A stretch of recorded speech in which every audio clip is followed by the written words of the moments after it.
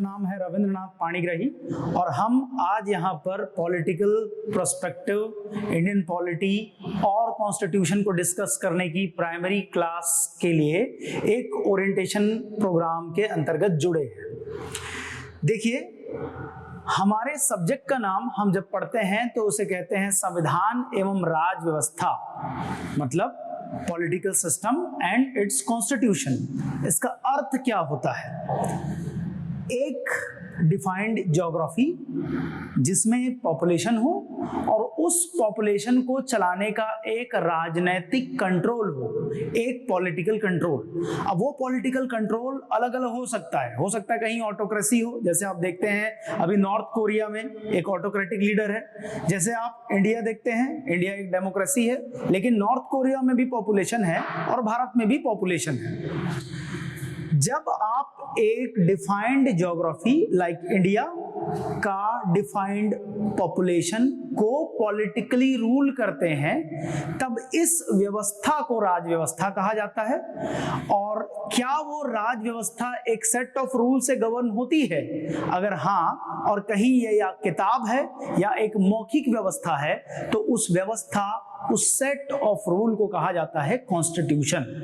The name of subject and the entire context is to study the political system and its constitution.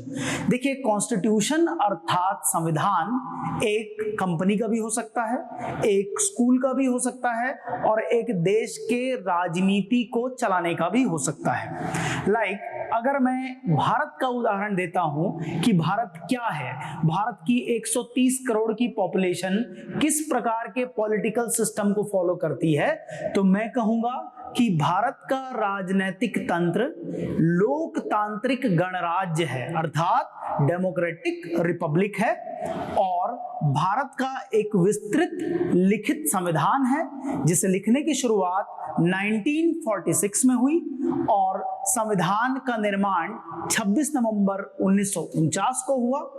पूर्णतः हमारा संविधान लागू होता है 26 जनवरी 1950 को।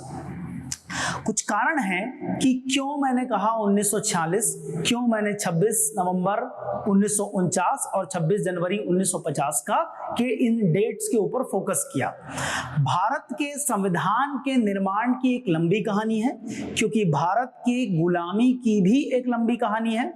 ब्रिटिश जो कंपनी के तौर पे ट्रेडर्स बन करके भारत आए, धीरे से पॉलिटिकल कंट्रोल हासिल कर लिया और वो धीरे से लगभग 200 साल का पीरियड था। पॉलिटिकल कंट्रोल के बाद भारत ब्रिटेन की कॉलोनी बन गया।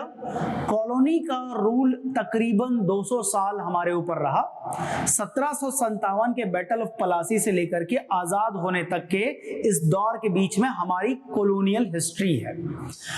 भारत कॉलोनियल रूल से बाहर आने के लिए लगातार अलग अलग तरीके से स्ट्रगल करता रहा, जिसमें डिफाइंड फ्रीडम स्ट्रगल अगर 1857 से आप पकड़ के चलें तो 1947 तक के संघर्ष के दौर को हम स्वतंत्रता संग्राम कहते हैं। इसमें हमें मेजर ब्रेक थ्रू मिलता है 1945 में सेकेंड वर्ल्ड वॉर के हो जाने के बाद ब्रिटेन की स्थिति कमजोर हो जाने की वजह से।